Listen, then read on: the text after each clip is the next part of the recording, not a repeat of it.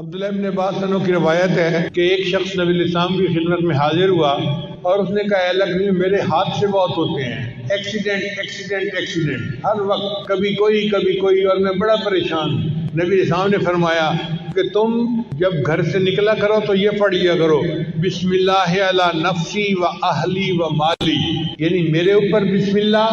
میرے اہل کے اوپر اور میرے مال کے اوپر بسم اللہ، تم یہ دعا پڑھ لیا کرو۔ اس صحابی نے جب سے یہ دعا پڑھنی شروع کر دی اس کے بعد زندگی بھر ان کا کوئی حادثہ نہیں ہوا، اللہ نے حادثے سے ان کی حفاظت فرما لی۔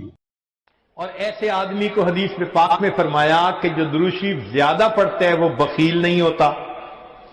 پھر جو درود شریف زیادہ پڑھتا ہے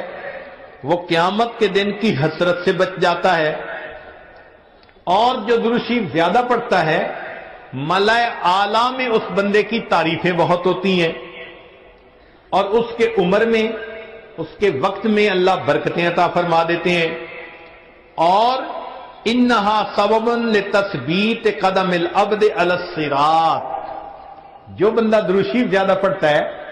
قیامت کے دن پل صراط سے گزرتے ہوئے اس کے پاؤں اتنے مضبوط ہوں گے، درود شریف زیادہ پڑھا ہوگا۔